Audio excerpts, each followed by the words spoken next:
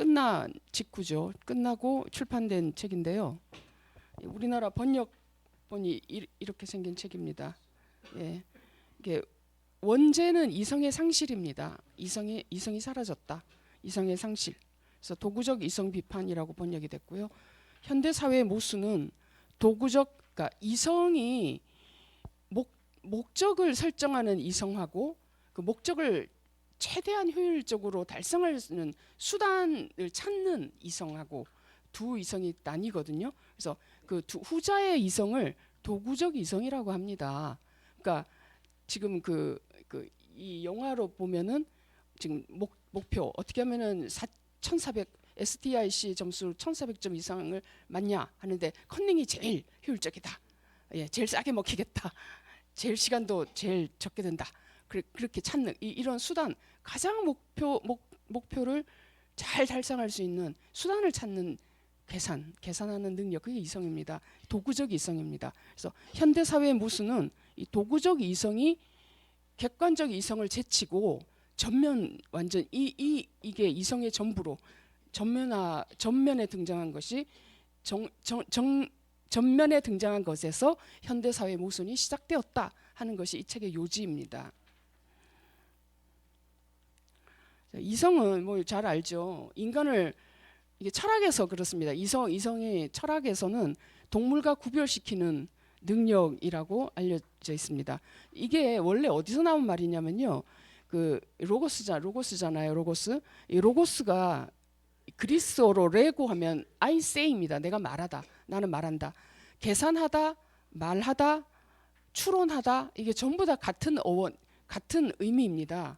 그래서 계산하다, 말하다. 그래서 이거 라틴어는요. 그리스어를 그대로 수입한 것입니다. 라틴어는 라티오가 이제 이성이죠. 말하기, 사고 능력 동일한 뜻을 가지고 있습니다.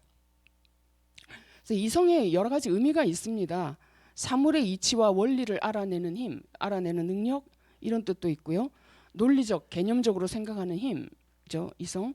옳고 그름을 가릴 수 있는 능력. 옳고 그름은 도덕적 영역이죠. 도덕적, 옳고 그름을 가릴 수 있는 능력. 척도와 기준을 두고, 그러니까 참 거짓, 선악 따위를 분별 판단하는 능력. 이게 참 거짓이라면은 이게 사실의 영역이겠고, 선악 이건 도덕의 영역이겠죠. 우주 또는 세계의 근본 원리이기도 합니다. 우주 또는 세계의 근본 원리. 우주 또는 세계의 근본 원리를 이성으로 본 그 철학 학파가 대표적인 것이 스토아 학파예요. 스토아 학파는 우주 또는 세계의 근본 원리를 이성으로 봤고요. 그래서 이성을 잘 발휘하는 삶이 가장 그 우주를 닮은 행복할 수 있는 길이라고 봤습니다. 칸트의 실천 이성을 예를 들면, 칸트의 실천 이성은 실천 이성하면 벌써 도덕적 이성입니다. 도덕적 영역에서의 이성은 본능, 충동, 욕망 등에 좌우되지 않고 스스로 도덕 법칙을 만들어서 그것에 따르도록 의지를 규정하는 능력이다. 그러니까 이성은 뭐냐? 본능, 충동, 욕망을 억누르는 힘이라는 거죠. 여러분 이거 옆에 그림 보이나요? 고야의 판화죠. 고야. 이게 이 성이 뭐더라? 프란치스코 고야인가요? 스페인 화가 있죠. 그 야수파 같은 표현주의 같은 이 석판화의 제목이 뭐냐면, 여기 보면 여기 이게 글이 뭐 하얗게 보이죠? 이게요. 이성이 잠들면 괴물이 깨어난다. 예, 몬스터. 예. 이성이 눈을 감으면 괴물이 깨어난다. 이런 제목의 석판화입니다. 이제 지금 여기 이성이 눈을 감고 자고 있어요. 그러니까 이제 욕망, 그러니까 보통 욕망, 제어할 수 없는 충동, 그러니까 몬스터지, 괴물이죠. 예. 잘 보이나요? 예. 네. 그 이성에는 객관적 이성도 있고 주관적 이성. 이성에는 두 면모가 있습니다. 객관적 이성이 있고 주관적 이성이 있는데요. 주관적 이성은 주로 판단력이죠. 판단력. 그리고 계산하는 능력입니다. 연산하는 능력, 계산하는 능력. 외부에서 받아들인 정보를 조합하고 처리하는 능력. 이런 것들이 주관적 이성입니다. 객관적 이성은 사실은 목적을 설정하는 능력이라고 봐도 되고요. 이 세계의 원리를 파악하는 능력이고 그 원리에 따라 살 수 있는 도덕적 능력도 객관적 이성입니다. 그런데 전통적인 이성 개념은 객관적 이성과 주관적 이성이 섞여 있습니다. 전통적으로 이성할 때는 그래서 전통적으로는 우주를 지배하는 객관적 법칙이 있다. 이게 근대까지도 이 생각은 그래도 유지가 되죠. 그 법칙은 이성적 원리다. 우주를 지배하는 객관적 법칙이 있다. 그 법칙은 이성적 원리다. 이거 거부하는 세계관도 있습니다. 세계를 케오스로 보는 세계관 있죠. 우연의 산물이 이거 거부할 수도 있습니다. 예, 그러니까 주로 우주를 지배하는 객관적 법칙이 있다. 그 법칙은 이성적 원리다. 이것은요 피타고라스 학파로부터 플라톤, 아리스토텔레스 이렇게 이어지는 그 전통 철학의 소위 정통 철학의 그 가장 메이저 주류의 그 입장입니다. 이성의 능력을 발휘해서 그 원리에 따라 사는 것이 도덕적 삶이다. 플라톤도 그렇고 아리스토텔레스도 그렇고 스토아도 그렇고 그렇습니다. 그래서 인간 사회도 그런 원리에 따라 조직돼야 한다. 자, 우주의 법칙이 있다. 그 법칙은 이성적 원리다. 그러니까 사람은 잘 살려면은 그 법칙에 따라 삶을 살아야 되고 행동을 해야 되고 또 인간 사회도 그 원리에 따라 이성의 원리에 따라 조직되어야 한다. 그래야지 모든 것이 조화롭게 순탄하게 이루어진다. 근데 이제 영미권 철학의 변화가 일어났습니다. 이것이 전통적인 고대 중세까지 또는 근세 초까지 전통적인 이성 개념이었다면 철학 근대 이후에 변화가 일어났습니다. 즉 객관적 이성의 존재에 대한 믿음이 사라졌어요. 객관적 이성의 존재 이 객관적 이성의 존재에 대한 믿음이 사라졌는데요. 이 얘기를 좀 제가 이게 거기 설명을 쓰지 않았는데 이 얘기를 조금 보충을 좀 해보겠습니다. 이거 왜 사라졌나? 왜 사라졌을까요? 왜 사라졌을까요? 첫째는 뭐 이런 거 있을 수 있죠. 그런 객관적 이성이 있는지 없는지 우리가 어떻게 알아? 이럴 수도 있죠. 이게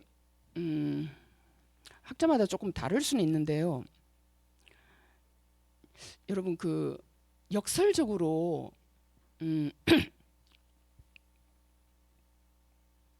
종교개혁 있죠.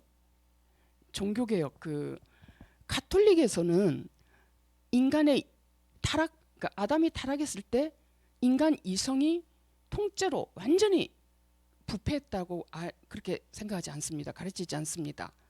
인간의 다 타락했는데 그 중에 이성의 일부는 남아 있어서 그래도 진리를 인식할 수 있다. 이것이 가톨릭의 입장입니다.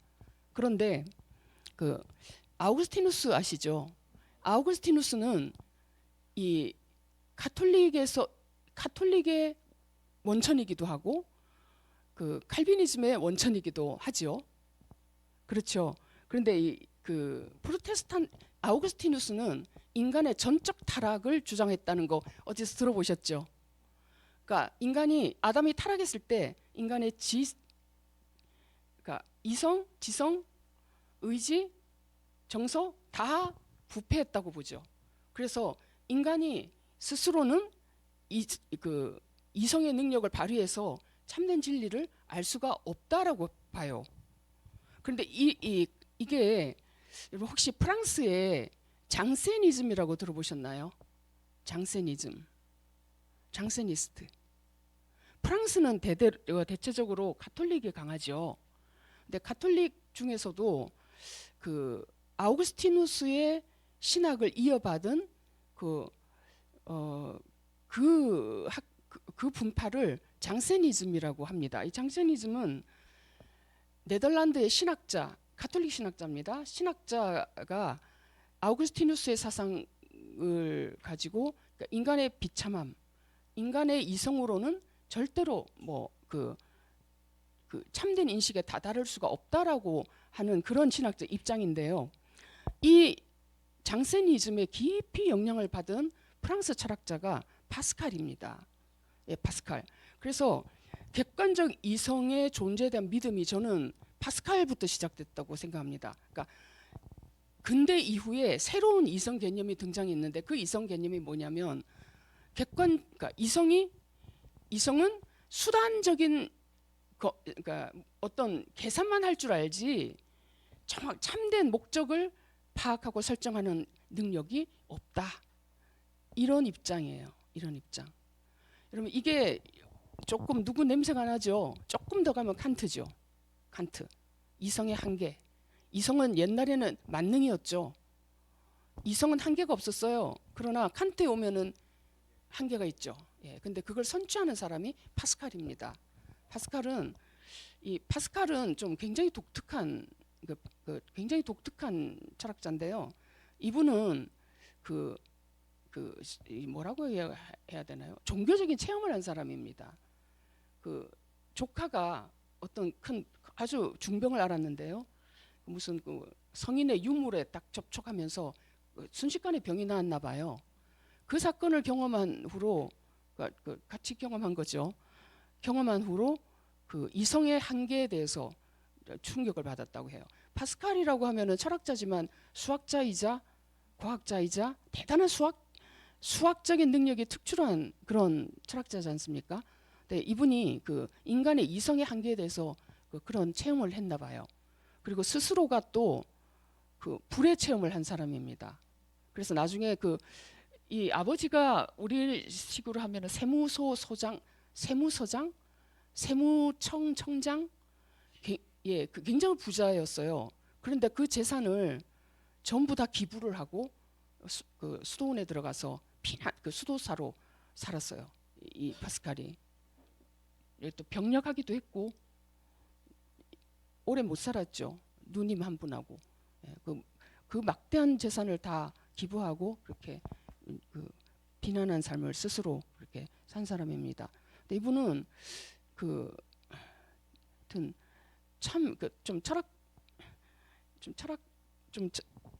참 철학으로서는 좀 이단인 것 같기도 하고요. 그렇게 좀 생소합니다. 그러니까 이렇게 이성에 한계가 있다라고 하는 그런 이성 개념을 처음 시작된 것은 좀 파스칼이 이거는 거의 분명하다고 생각합니다. 그래서 이렇게 해서 객관적 이성의 존재에 대한 믿음이 사라지게 되는 것입니다. 서서히. 제가 만약에 아담이 원죄를 저지르지 않았다면 인간의 이성이 이런 능력을 발휘했을 겁니다. 목적을 설정하고 진리를 참되게 파악하고 이성의 능력을 제대로 잘 활용할 수 있었을 거예요. 잘 발휘할 수 있었을 것입니다. 그런데 인간의 전적 타락으로 말미암아 이성의 부분도 이제 왜곡이 되고 구부러져서 올바른 진리를 파악하기가 이제 이 능력이 약화되고 부족해진 거죠. 경험론, 영미권 철학에서 이제 경험론 이게 엠피리시즘이라고 합니다. 엠피리 S가 빠졌네요. CISM인데요. 엠피리라는 이 그리스어 엠피리라는 말이 데이터라는 뜻입니다. 자료, 감각 자료. 그래서 경험론은 인식 주체는 기본적으로 타블라 라자죠. 백지 상태고 주체의 역할은 외부로부터 받아들인 감각 자료들을 조합해서 뭔가 지금 이게 뭐 이거 뭐 물이다, 냉수다 이렇게 판단을 만들어내는 건데요. 이 영국의 경험론하고 같이 따라다니는 게 공리주의 윤리학입니다. 18세기 제레미 벤담이 창시했죠. 공리주의 윤리학 잠깐 말씀을 드리면요. 이거 공리주의 윤리학은 원래가요.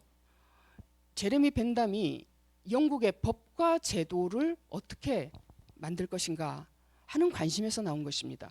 도덕 이론이라기보다는 사회 제도를 어떤 제도를 만들어야 되나 하는 관심에서 나온 것입니다. 그래서 한 사회의 법과 제도는 최대 다수의 최대 효용을 결과하도록 제정돼야 한다. 그래서 이때 공리주의 이 운동과 더불어 일어났던 여러 가지 사회 개혁들이 있었는데 그 아주 대표적인 것 중에 하나가 감옥을 개선하는 거였습니다. 그 전에는 그냥 죄인들을 감옥에 이렇게 구금해 놓는 거지, 격리시키는 게 목적이었는데, 공리주의는 한 사회 법과 제도는 그냥 구금해 놓으면은 이게 최대 다수의 최대 효용이 아니죠. 즉 어떤 사람들이 자유를 잃고 구금됨으로 말미암아 마이너스가 발생했죠. 행복이 아니라. 그러니까는 뭔가 이 제도로 인해서 최대 다수에게 최대 효용이 일어나게 하려고 하니까 감옥이 아니라 교화소가 돼야 된다. 예, 그래서 교정기관이 된 겁니다. 그래서 그 안에서 일정 기간 구금돼 있을 동안에, 그러니까 처벌받는 곳이 아니라 교화시켜서 다시 사회로 복귀시키는, 그렇게 하면 사회 전체의 효용의 총량이 증가하잖아요. 그래서 이게 이런 감옥이 교화소의 그 개념으로 바뀐 것이 공리주의의 큰 업적 중에 하나입니다. 이 공리주의 윤리학은요, 특징이 결과주의입니다. 제가 잠깐 윤리학에 대해서 얘기를 하자면, 여러분 그 윤리학에서, 도덕 철학에서 가장 중요한 개념이 좋음과 옳음이에요. 옳음, 올바름, 그다음에 좋음입니다. 이 둘은, 그러니까 올바름, 옳음, 한자로 하면 의죠. 의. 그리고 좋음은 선입니다. 의하고 선은 전혀 다른 개념입니다. 좋음은 뭐냐면요, 여러분 우리가 나 어떤 가치죠. 선, 좋음, 한자로는 선이죠. 그걸 우리말로 풀면 좋음, 영어로는 굿이죠. 근데 굿이 뭔데? 좋은 거예요. 좋은 거. 근데 그 좋은 것은 사람마다 다를 수 있어요. 그죠? 공리주의 윤리학은 어떤 구조로 되어 있냐면은 옳음보다는 선이 우선인 윤리 체계입니다. 그러니까 좋음이 먼저예요. 그 좋음을 가장 극대화시키는 것이 옳은 행위가 되는 겁니다. 그럼 좋은 게 뭐냐? 아리스토텔레스 같으면은 잘 사는 거, 공리주의 같으면 최대 다수의 최대 효용, 최대 행복, 이게 선이에요. 그 선은 사회마다 다를 수 있습니다. 선은 한 공동체마다 다를 수 있어요. 아시겠죠? 어떤 건지. 그러니까 선이 먼저예요. 좋은 게 먼저예요. 그 좋은 것을 최대한으로 만들어내는 행동이 옳은 행동이 되는 것입니다. 그럼 반대도 있겠죠. 옳은 행동을 하는 것이 좋은 행동이다. 이게 있겠죠. 이게 반대로 옳은 행동을 하는 것이 좋은 일이다, 좋은 행동이다, 선한 행동이다, 이런 윤리 체계를 칸트 의무론이라고 합니다. 의무주의 윤리학이에요. 의무주의는 결과에 상관없어요. 옳은 일은 옳으니까 하는 거예요. 이유 없어. 아닥하고 옳은 일을 해. 이유가 없어. 옳으니까 해. 이게 의무. 이게 칸트. 그러니까 옳음이 우선이에요. 옳은 일을 하는 것이 좋은 거예요. 그런데 공리주의는 좋은 것을 하는 것이 옳은 일이에요. 이 둘이 이렇게 다릅니다. 그런데 이 둘은 그러니까 이제 어떻게 행위해야 좋은 행위인가요? 어떻게 행동해야 옳은 행위인가요? 어떻게 우리는 살아야 하는가요? 이런 물음에 대답을 하는 윤리학을 규범윤리학이라고 하거든요. 그래서 규범윤리학의 큰 두 기둥이 공리주의 윤리학과 칸트의 윤리학입니다. 칸트의 의무론 윤리학입니다. 근데 공리주의는 좋음이 우선인 그런 목적론적 체계고, 칸트의 윤리학은 의무가 중심인 그런 의무론적 윤리학입니다. 이 둘은 이렇게 다른데요. 그렇지만 둘은 공통점이 있습니다. 공통점이 뭐냐면요, 인간의 권리를 우선하고요. 그 다음에 무엇이 나에게 좋은 삶이다 하는 것을 선택은 그 개인이 하는 겁니다. 나는 어떤 사람이 되고 싶다? 어떤 삶이 좋은 삶이다? 그것을 선택할 권리가 개인에게 있어요. 그래서 이런 윤리학을 공리주의 윤리학이나 칸트의 윤리학은 합해서 자유주의 윤리학이라고 합니다. 자유주의 윤리학. 왜요? 어떤 삶을 살아야 되지? 내 인생은 나의 것, 내가 정할 거야? 이런 거예요. 그렇게 개인에게 맡기지, 만약에 어떤 사회가 학생 이리 와, 이런 삶이 좋은 삶이야, 학생은 앞으로 이런 사람이 되어야 돼 하면요, 이걸 뭐라고 하냐면은 부권주의라고 합니다. 선의의 간섭주의. 그러니까 이거를 자유주의에서는요, 성인에게는 스스로 자기 삶을 주체적으로 결정하게 해야지 외부에서 외부에서 이게 좋은 거야 하고 강제할 수가 없어요. 이게 자유주의입니다. 자유주의 윤리학입니다. 그래서 공리주의 윤리학은 비록 목적론적 체계고 칸트의 윤리학은 의무론적 체계지만 그가 옳음이 우선이고 공리주의는 좋음이 우선인 이런 차이가 있지만 둘은 자유주의 윤리학이라는 점에서는 똑같습니다. 같습니다. 자, 그런데 공리주의 윤리학은 보십시오. 완전 이성은 수단입니다. 이미 딱 선이 있어요. 최대 다수의 최대 행복, 최대 다수의 최대 효용. 목표는 이미 딱 있습니다. 그러면 이성의 역할은 뭐예요? 이 목표를 어떻게 하면 효율적으로 실현하는가? 그 수단을 강구하는 것이 이성이 하는 역할입니다. 그죠? 그래서 이게 이성이 수단화, 도구화 됐다고 하는 것입니다. 주로 영미권에서 그렇다 이겁니다. 이해되시죠? 예. 특히 공리주의는요, 계산을 해야 돼요. 효용, 계산. 아까 그 린과 같은 그 보면 린이 저거 마지막에 자백을 했을 때 전체 학생들의 효용, 행복, 만족도, 그다음에 그거 하지 않았을 때 만족도 하면 공리주의 관점에서는요, 자수 안 하는 것이 훨씬 아마 공리주의자라면은 자수하지 마. 그냥 조용히 있어. 그게 모두에게 좋은 거야. 그러겠죠. 좀 공리주의도 뭐 그렇다고 이렇게 불의를 그렇게 장려하지는 않습니다만, 그러나 칸트 윤리학은요, 아니면 어림없습니다. 아무리 피해자가 많이 피해를 해도 이거 잘못된 일은 잘못된 겁니다. 그래서 돌이켜야 바로잡아야 하는 일인 것입니다. 그래서 이성의 도구화의 결과는 이제 호르카이머가 주장하기를 인간 개인성도 상실되고 자발성도 상실된다예요. 네, 이거는 이제 보시면 되고요. 올바른 목표를 스스로 결정하는 능력이 자발성 아닙니까? 이거 상실. 이 얘기는 좀 필요하긴 한데, 이 중에 이제 19세기, 20세기 되면은 과학주의가 극에 달하죠. 그래서 가치 이런 거는 과학적으로 검증 가능한 것이 아니죠. 그래서 형이상학, 도덕적 믿음, 도덕 명령 이런 것들이 다 학문의 영역에서 이렇게 쑥 빠지게 됩니다. 그런데 17세기, 18세기, 19세기를 넘어오면서 사회 제도를 만든 사람들이 있죠. 예를 들면 미국, 영국 그 제도를 만든 사람들이 있죠. 이거 보시면 이게 선이 있죠. 자, 법 제도를 만든 사람들의 생각이 뭐냐면요. 이 법 제도를 어떻게 만들겠습니까? 이런 가치를 구현하는 그런 제도를 만들죠. 아래 인류의 개별성, 평등, 그러니까 개별성은 개성입니다. 개인을 존중하는 거죠. 평등, 정의, 뭐 기본권, 권리 이런 가치 위에다가 법과 제도를 이런 가치를 구현하는 그런 법과 제도를 만들었습니다. 세웠습니다. 그렇죠. 그런데 19세기까지는 이게 유지됐어요. 근데 20세기 오면 어떻게 되냐? 여기 보면 이 그림 보이십니까? 뭐가 없어졌겠어요?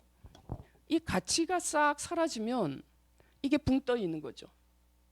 이 가치가 만약에 인류의 개성, 평등, 정의, 기본권 이런 것들이 가치에 대한 토대가 싹 사라지면 법과 제도만 덜렁 위에 있는 거죠.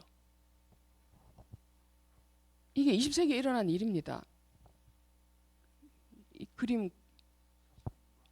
예, 사상 누각. 예. 그럼 어떻게 되냐? 법 제도와 근본적으로 연관된 가치가 무력화된 상태예요. 20세기는. 아까 왜 이렇게 됐을까요? 이게 이제 파편화된 거죠. 다 달라요. 다 달라. 네. 헌법의 가치가 명시되어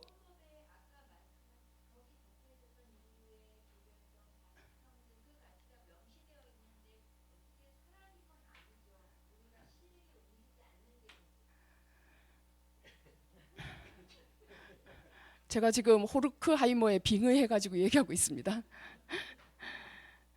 일단 먼저 하고 할게요. 예, 일단 지금 그 조금 더 지금 그 상당히 건전한 상태입니다. 건전한 상태예요. 네, 법제도와 근본적으로 연관된 가치가 무력화하게 되면 사회가 뿔뿔이 이렇게 사회를 하나로 묶었던 끈들이 느슨하게 되겠죠. 그러니까는 지금 우리 사회도 상당히 끈들이 하나로 우리 사회가 단일한 사회 아니잖아요. 우리 사회도 지금 보수 진보 완전히 그 세계관이 거의 공존이 불가능하죠. 완전 네. 그러니까 이렇게 이게 서로 가치관도 다르죠. 그 중시하는 가치가 다르죠. 그러니까 이렇게 되면 사회가 하나로 묶이기 위해서는 일종의 우상을 만들어내야 된다는 겁니다. 우상. 파시즘이나 국가주의죠. 국가주의. 개인보다도 국가 우선. 국가주의 아니면 물질주의. 이렇게 해서 이제 지금 현대 사회가 상업적 물질주의 가치 하나로 통일된 거예요. 다 밑에 토대의 근거를 제공해 주던 도덕적이고 형이상학적이고 종교적인 기반들이 무너져 있거든요.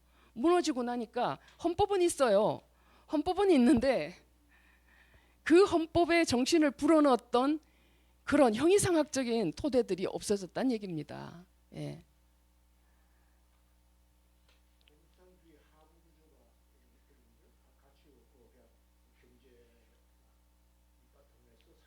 네, 예, 예. 그래서 가치가 사라지는 사회에서는 개인성, 개별성도 가치가 사라지는 사회는 그러니까 다양한 가치겠죠. 다양한 이 가치들이 사라지고 예를 들면 물질적 가치 하나만 딱 남아 있는 사회에서는 개인성이나 개별성도 올라간다 이런 얘기죠. 예. 다 이건 이제 우리 다 아는 얘기라고 생각합니다. 사람들이 다양한 선택권을 가진 것처럼 보이죠. 우리 사회도. 그런데 이 사회는 돈, 물질이라는 단일 가치로 묶여 있고요. 또 각 사람은 타고난 그 생물학적 본성에 따라 특정한 만족을 추구하는 기계라고 욕망 기계, 들레즈는 욕망 기계라고 하죠. 기계처럼 똑같이 존재하고 있다고 해요. 그래서 누가 더 만족을 잘 실현하느냐 차이만 있지 만족의 구조는 모든 사람에게 동일하다는 것이 현대 사회에 대한 그 호르크하이머의 분석입니다. 이 책이 나온 지가 꽤 오래됐는데 이제 요즘 이 책을 다시 사람들이 읽고 놀라는 이유가 이게 어떻게 우리 현대 분석에 현대 사회에도 그대로 적용이 되냐 하고 이제 놀라죠. 하지만 이제 호르크하이머는 이성을 해체하는 것이 아니라 이성의 비판적 기능을 회복해야 된다는데요. 이제 이게 포스트 모던 철학자들은 이게 가능할까? 여기에 회의적인 것입니다. 왜 그러냐? 이성은 어떤 기능을 하겠습니까? 그러니까 진짜 가치가 서로 다른 가치들을 하나로 이렇게 묶어주는 역할을 합니다. 원래는 여태까지는 서로 이해관계가 다르고 뭐 그 배경도 다르고 역사도 다르고 그 가치관도 다르고 이것들을 그래도 그 차이를 극복하고 하나로 묶어주는 역할을 이성이 했는데 지금 우리 사회는 이런 동일성이 추구되는 사회가 아니고 각자가 자기 목소리를 내는 각자가 다르다고 나 달라 나 저 입장도 다르고 나는 저 사람 배경과도 다르고 내가 추구하는 가치도 달라 내 목소리 들어줘 이렇게 지금 각각의 목소리를 내고 있는 이런 사회이기 때문에 이런 이성의 비판적 기능이 회복이 되기가 어렵다는 것이죠. 근데 이게 회복이 안 되면 어떻게 되냐? 상당히 있잖아요. 그 호르크하이머가 본 것처럼 파시즘으로 그러니까 전체주의 사회로 갈 위험이 상당히 큽니다. 이성의 기능이. 저는 그 포스트 구조주의가 그 극한에까지 가면 파시즘으로 갈 가능성이 크다고 봅니다. 왜냐하면 이 이성 기능이 없잖아요. 다 해체해버렸는데. 예. 그렇게 안 되기를 바랍니다. 그러려면은요, 우리처럼 여러분들처럼 이렇게 와서 공부하고 생각하고 사유 능력도 비판 능력도 길러야 되는데 대중들이 이걸 안 한다는 거예요. 이걸 안 한다. 이렇게 우리 같이 안 한다는 거예요. 우리 같이. 자, 제가 그 1980년도에 한 1980년 이후에 윤리학의 새로운 어떤 목소리가 등장했습니다. 덕윤리학의 전통인데요. 이 공리주의 도덕하고 칸트의 의무론 사이에 논쟁이 이제 있었습니다. 근데 이것도 체계가 다르잖아요. 하나는 옳음의 중심, 하나는 조음이라는 목적이 달성하는 게 도덕이야. 아니야, 옳은 걸 행하는 게 도덕이야. 이렇게 서로 이것도 엄청난 구조가 윤리 체계 자체가 규범 윤리 체계 자체가 다른 거였잖아요. 그런데 이 덕윤리학자들은 도덕 철학은 18세기에 길을 잘못 들었다. 그러니까 공리주의나 칸트 같은 그 길이 잘못된 길이다. 어디로 그러면 돌아가야 되냐? 아리스토텔레스 전통으로 돌아가자 하는 것이 덕윤리학의 모토예요. 아리스토텔레스의 윤리학은요, 우리 동양 철학, 동양 유교 도덕하고 좀 비슷합니다. 이걸 제일 먼저 덕의 윤리를 주창한 사람이 엘리자베스 앤스콤이라는 그 비트겐슈타인의 제자라고 합니다. 이 여성 철학자인데요. 이분이 하는 그 논문에서, 중요한 논문에서 이런 얘기를 했습니다. 도덕 법칙이나, 그러니까 도덕 법칙, 그러니까 도둑질하지 말라, 뭐 남의 아내를 탐하지 말라, 그다음에 반드시 해야 된다. 이거 뭘 반드시 해야 될까요? 뭐 어려운 이웃을 반드시 도와야 한다라든가 뭐 이런 식의 의무적 발언을 우리가 습관적으로 합니다. 도덕 철학에서는. 그런데 이게 근거가 뭔데 하면 대답을 못 해요. 그죠? 왜 그렇게 해야 되는데? 자, 거짓말 하지 말라. 내 이웃의 아내를 탐하지 말라. 그러면 이제 이거는 기독교인 같으면 하나님이 그렇게 명령하셨어. 말씀하셨어. 십계명이야. 그렇게 이야기하겠죠. 그러면 그 옆에 분이 나 기독교 안 믿는데? 안 믿는데? 이러면 할 말이 없어요. 그러니까 19세기, 20세기에는 이 도덕 법칙, 그러니까 그 기존의 외부로부터 신의 명령, 십계명 이렇게 주어지는 것에 대해서 근거를 제시를 할 수가 없죠. 왜냐하면 그 형이상의 영역이니까 신의 존재를 어떻게 입증합니까? 그죠? 그러니까 이런 도덕 철학 입장에서는 벗어나야 한다. 그러면 어떻게 해야 되냐? 그러면 도덕 법칙 이거 해야 된다. 이렇게 하는 것이 옳다. 이런 얘기 못 하잖아요. 그럼 어떻게 해야 되냐? 그 도덕적인 사람이 되는 거예요. 그러니까 이게 뭐냐면 그러니까 덕윤리학이라고 그랬죠. 덕은 성품의 탁월성입니다. 예를 들면 용기라는 덕은 비겁과 만용, 중용 상태죠. 그러니까 덕은 어떤 것이냐면요. 매사에 중용을 선택하는 습관입니다. 매사에 중용을 근데 이 중용은 산술적인 중용이 아니라 예를 들면 상황에 따라 달라요. 어떤 상황에서는 화를 내야 되는 게 중용이에요. 어떤 상황에서는 그러니까 예를 들면 어떤 상황에서는 전쟁터에 나가서 적에게 등을 보이고 후퇴를 해야 되는 게 용기일 수가 있어요. 그냥 돌격하고 가는 게 만용일 수가 있어요. 또 어떤 상황에서는 돌격해야 되는 것이 용기일 수도 있어요. 그죠? 그 상황에 따라 달라요. 그래서 이 덕윤리학은 근데 이게요 참 어려워요. 왜냐하면 이렇게 상황에 따라 달라요. 그러니까 그러면 그 어떤 상황에서 어떤 점이 중용인지를 어떻게 알아? 하면요 덕윤리학자들은 뭐라고 대답을 하냐면 덕이 있는 사람은 알아. 덕이 있는 사람은 알아. 그러면 이런 윤리학에서 그 덕이 있는 사람이 되려면 어떻게 되냐면요 보고 배워야 돼요. 그러니까 이 덕윤리학이 대단히 중요한 것은 뭐냐면요 성품을 둬야 하는 겁니다. 성품을 만드는 거예요. 그래서 제비 한 마리 왔다고 봄이 오지 않는다. 니코마코스 윤리학에 있죠. 어떤 행동을 하나 했다고 해서 선한 사람이 되는 게 아니다. 선한 행동을 계속해서 그게 습관이 되고 성품이 돼야 선한 사람이 되는 거예요. 그러면 그 어떤 사람이 선한 사람인데 매사에 중용을 딱 그 중용은요. 그러니까 이제 실천적 지혜가 있는 사람이 딱 알맞는 경우에 딱 맞는 행동 그게 그거의 중용이거든요. 경우에 딱 맞는 행동은 그 어떻게 알아요? 어린아이가 그런 아주 경우 바른 어른 늘 따라다니면서 저분이 저럴 때는 어떻게 하더라, 상가에 가서 어떻게 하더라, 다른 사람 거지를 도울 때는 어떻게 하더라, 뭐 어려운 사람을 도울 때는 어떻게 돕더라, 그걸 보면서 배우는, 그게 이런 윤리학입니다. 자, 그러면 이런 윤리학이 제대로 기능하려면 현대 사회는 이게 안 돼요. 조그만 소규모의 공동체, 다시 말하면 좋은 삶이 어떤 삶이고 좋은 사람이 어떤 사람이라는 공통된 선의 가치, 선의 개념이 있는 조그만 공동체에서는 이게 가능해요. 그죠? 자, 할아버지가 손자한테 착한 아이, 착하지, 착한 아이가 되어야지. 네. 착한 아이 말풍선, 할아버지의 착한 아이, 손자 착한 아이 다를 수 있죠. 근데 조그만 그 가치를 공유하는 공동체는 그 같은 단일한 공동체여야 이런 윤리학이 가능해요. 우리가 왜 이 전통에서 떠나왔는데요. 현대 산업 사회가 되면서부터 공동체에서 떠나니까 어른 어디 있습니까? 어른 보고 배울 어른 어디 있어요? 학교 가서 맨날 시간 보내는데 어떻게 어른이 아이를 데리고 다니면서 자 거지를 아니면 어려운 사람을 도울 때는 너무 한꺼번에 돈을 많이 주면 안 되고 이럴 때는 이렇게 돕고 저럴 때는 저렇게 돕고 그 지혜를 발휘하는 거 그거 어떻게 일일이 그 다니면서 아이가 보고 배우고 해야 하는 거예요. 자, 여기서 가장 연로하신 어르신들은 어릴 때 우리 마을에서 어른들 보고 다 이렇게 배우죠.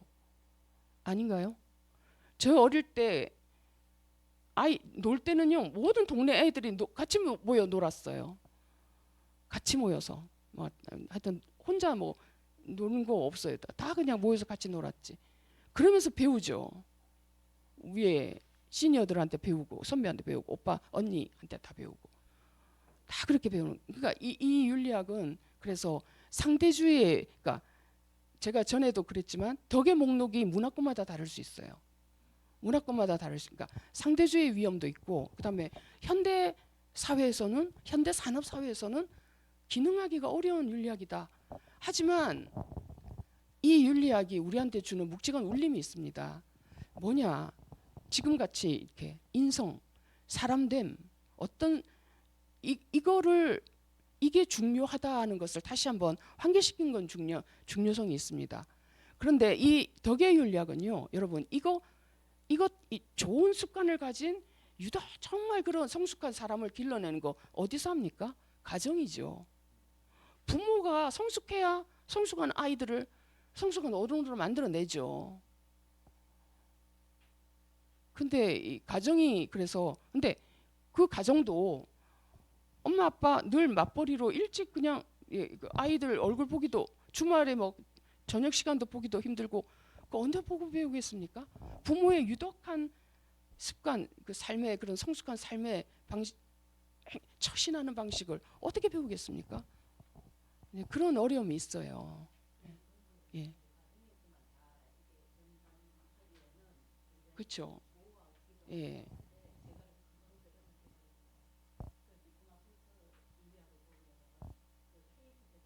예, 예.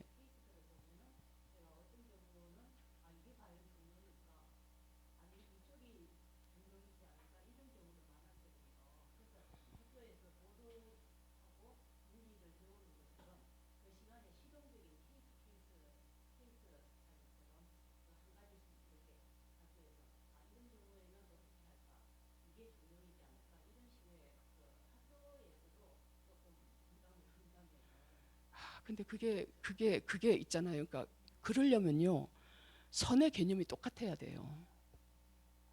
선의 아까 우리 저분이 그러셨듯이 다 다르잖아요. 배경도 다르고 가치관도 다르고 선의 개념이 다르고 그러면 할 수가 없어요. 다 다른데. 예, 예, 예, 예, 예, 예, 예, 예. 네, 예, 예.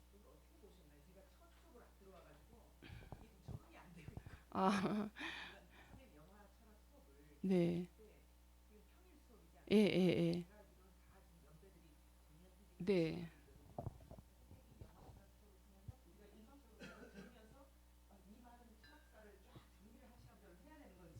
아, 네.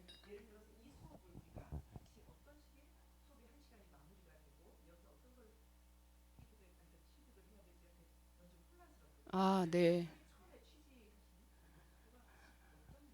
여러분 우리 뭐였죠? 우리는요. 현대 철학과 현대 그 철학을 좀 볼 수 있는 영화를 통해서 우리 사회, 우리 현대 사회 이해하기입니다. 예, 예. 네. 네. 네. 네.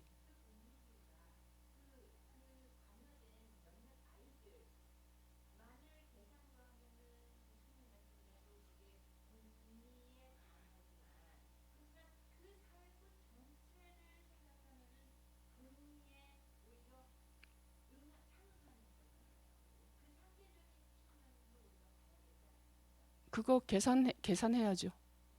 계산해야죠.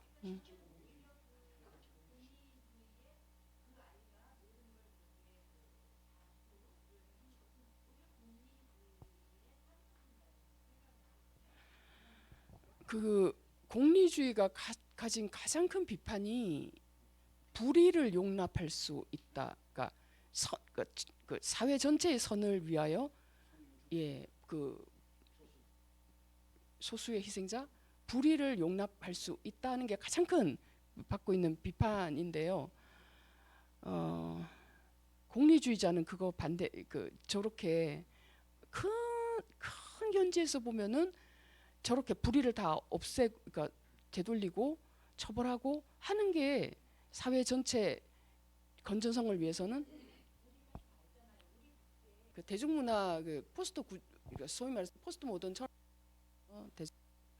그거를 가지고 우리 사회를 이렇게 지금 우리 사회 그게 거의 우리 사회의 지금 세계관이 됐거든요. 그래서 그거를 처음에 이제 기초 부분을 깔았어요. 그리고 이제부터는 사회 현상들을 하나하나 오늘은 이제 교육, 그러니까 윤리, 도덕 이 부분을 좀 들여다봤고요. 뭔가 뭐 우리 현대 사회의 도덕의 모습이 어떤데? 예, 돈밖에 안 남았어요. 가치가 없어. 추구하는 가치가 각자가 달라. 그리고 예, 그걸 하나로 묶을 수 있는 게 옛날에는 객관적 이성이 했는데 그것에 대한 믿음이 사라지고 나서 이제는 그냥 각자의 가치들이 남아 있어요. 중구난방 이런 상황에서 그러면 물질적 가치 하나만 남았네. 그게 지금 이게 영화로 이렇게 한 단면을 본 거고요. 지금 예, 우리도 보면은 그 이제 우리가 나는 보면 나한테는 뭐가 내가 정말 중요하게 생각하는 가치가 뭐지? 나는 얼마나 이게 돈돈돈 하면서 사나? 그리고 돈돈돈 하는 것이 내 궁극적으로 내 삶의 뭐 건강성 또는 내가 추구하고자 하는 것에 얼마나 이게 연관이 있지? 아니면 방해가 되나? 뭐 이렇게 해서 제가 뭐 수정을 하겠죠. 우리 사회도 그렇고 우리 사회 우리가 아시죠? 우리 사회 우리가 뭐 변화시킬 수 있습니까? 내 머리카락 하나도 미장원에 가서 자르는 거나 할 수 있을까? 이제 우리가 이제 이걸 보면서 요즘 여러분 무력감 느끼죠. 자녀하고도 어떤 데는 말도 안 통하고 자녀 세대하고도. 그럼 어떻게 우리가 반성해서 그러니까 반성하다는 말 딴 게 아니라 내가 어떻게 내 인격이 또는 내 생각이 내 가치관이 내 생각이 어떻게 형성되고 있지? 나는 지금 어떤 가치관을 갖고 있지? 이런 것들을 이제 반성적으로 볼 수 있는 것만도 저는 이거 참 그거 이제 그거 하는 것이 사실 우리 수업에서 할 거거든요. 그러니까 그걸 이면에서 보고 이 측면에서 보고 어떤 면은 이제 그러니까 그 직업 그러니까 예를 들면 노매드랜드 영화 볼 때는 이제 그 미국에서 일어난 그 모기지 프라임 그 때문에 중산층이 몰락했잖아요. 그래가지고 이제 정주하는 라이프 스타일에서 밴 하나 가지고 그냥 떠돌아다니는 쉽게 말하면 노숙인은 아니고 그 뭐라 그러나요? 밴 하나 타고 그 이동, 그러니까 단기 노동자로 살아가는 삶. 그걸 이제 볼 건데 그걸 보면서 이제 우리 사회도 앞으로 이제 뭐 무슨 산업혁명이 AI 나오고 대량 실직 사태가 나오고 하면 이런 어떤 일이 벌어질까 하는 걸 이제 생각 미리 당겨서 보고 하는 거죠. 우리 사회 모습, 우리의 모습, 우리 삶의 모습 이거를 보자 하는 게 이 수업의 취지예요. 예. 그래서 그거 오늘은 윤리 도덕 부분 그것도 도덕 부분 다가 아니고요. 이제 모든 이렇게 그런 가치들이 그러니까 가치가 왜 사라지겠습니까? 각자들의 가치들은 있죠. 하나의 어떤 묶어주는 동일한 가치 아니면 공유된 가치 이런 것이 없고 나면 뭐가 남냐? 물질적 가치 하나 남는 거죠. 우리 같이 지금 그 아파트 평수로 사람 인격을 평가하고 이제 그렇죠, 그렇죠. 예. 그러니까 제가 도구적 이성도 수단적 이성이죠. 이성이 목적을 설정하는 거는 객관적 이성이고요. 이미 주어진 목적을 어떻게 하면은 목표를 어떻게 하면 잘 뭐 어떤 수단을 써야 어떤 방법을 써야 잘 효과적으로 달성하지 하는 거 생각하고 계산하는 거는 도구적 수단적 이성이죠. 근데 지금 원래 전통적으로는 객관적 이성, 주관적 이성이 같이 있었는데 근대를 거쳐오면서 객관적 이성에 대한 믿음은 사라지고 제가 얘기했죠. 객관적 이성, 인간의 이성의 한계에 대해서 칸트까지 딱 오면은 이성 한계가 있다. 인식에 있어서도 한계가 있고 실천에 있어서도 한계가 있고 신의 존재 뭐 일단 모르잖아. 형이상은 모르잖아. 그러니까 객관적 이성에 대한 믿음이 점점 상실되고 나니까 어떤 일이 생겨요? 객관적 이성이 했던 일이 뭐냐면 사람들의 여러 가지 가치들을 하나로 묶어주는 역할을 했는데 그게 느슨하게 되고 사라지게 되니까 이제는 딱 정말 이 사회 전체에 묶는 예를 들면 나치 같은 그 2차 세계대전 때 독일 같으면 물질적 가치가 아니라 그 극우 나치의 그 하일 히틀러 하는 그들이 생각하는 게르만 민족 중심 그 가치가 그 사회를 묶었잖아요. 그런 사회가 되거나 아니면은 뭐 다른 전체주의 사회가 되거나 중국 같으면 어떤 사회입니까? 아니면 그러니까 한 사회를 묶어주는 그걸 뭘 하겠어요? 지금 우리 사회는 물질적 가치라는 거죠. 돈. 만약에 이 사회가요. 그러니까 예를 들면 이런 일이 없어야 되겠지만 지난 몇 년 전에 있었던 팬데믹보다 더 엄청난 팬데믹이 일어나면 어떻게 되겠습니까? 그러면은 물질적 가치가 아닐 거예요. 다른 것이 사회를 묶어주는 일을 할 겁니다. 그렇죠? 근데 그렇게 되지. 그러니까 우리 할 일은 뭐냐? 왜 이렇게 우리가 공부하고 철학 공부를 하냐면 우리 개인의 자발성, 자유, 권리 최대한 지키려고 하는 거 아니에요? 지키려고 공부를 하고 깨어 있으려고 하는 거 아닙니까? 저는 그래서 우리가 여기 앉아 있다고 생각하거든요. 그러니까요.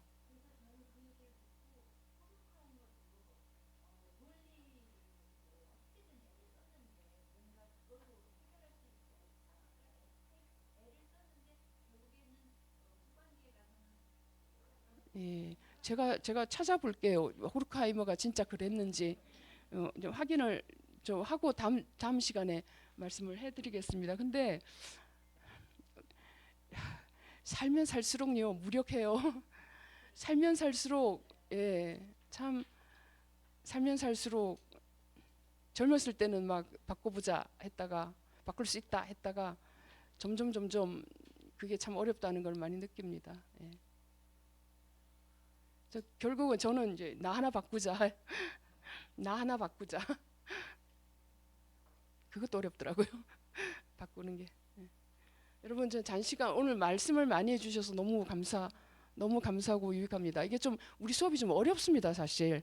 그리고 그러니까 이게 조각 그림이라고 그러니까 조각 그림처럼 이렇게 한 부분 이렇게 할 것이기 때문에 그러니까 첫 시간에는 아예 밑에 인프라를 깔았고요. 되게 어려웠습니다. 포스트 구조주의 전체. 예. 예. 맞습니다. 예. 예. 영화도 어렵고 예. 예. 철학도 어렵고 영화도 어려웠습니다. 근데 오늘은 영화가 그렇게 그래도 좀 평이해서 예.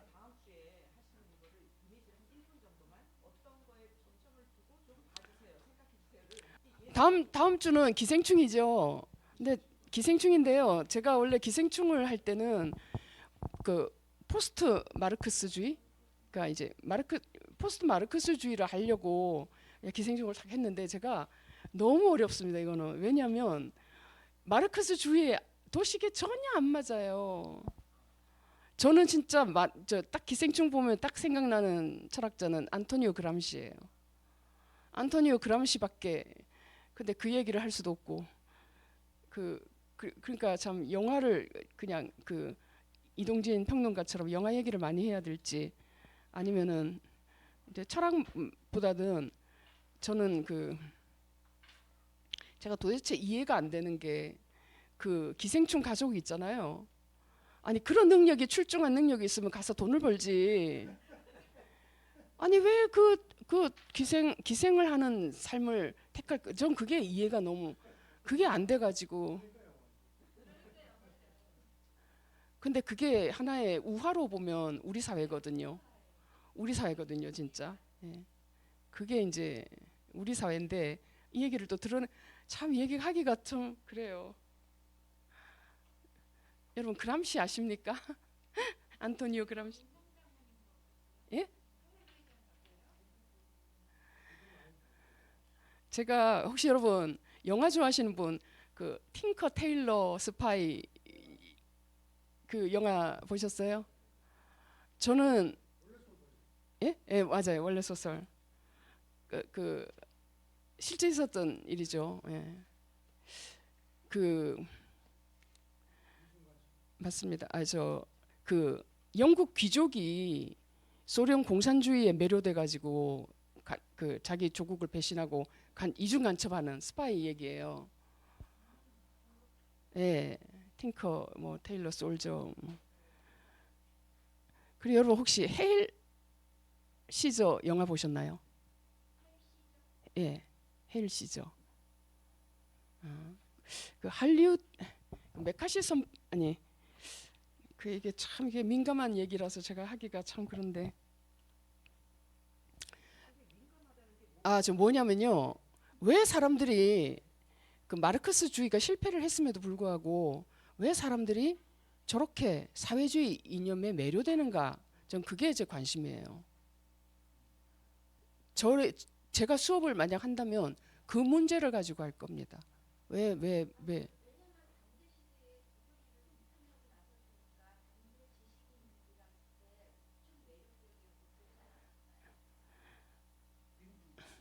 그렇죠. 예, 예. 그렇지만 뭐 그렇다고 해서 사회주의가 뾰족하냐? 뭐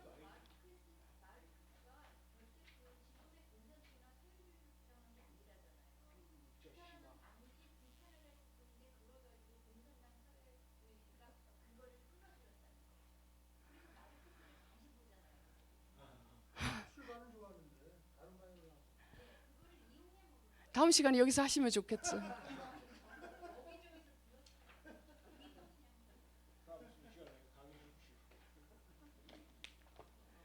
결국은 어떤 사회가 좋은 사회인가인데 참 생각이 정말 다릅니다. 여러분 오늘 여기까지 하겠습니다. 너무 수고 많이 하셨습니다. 예, 수고 많이 하셨어요.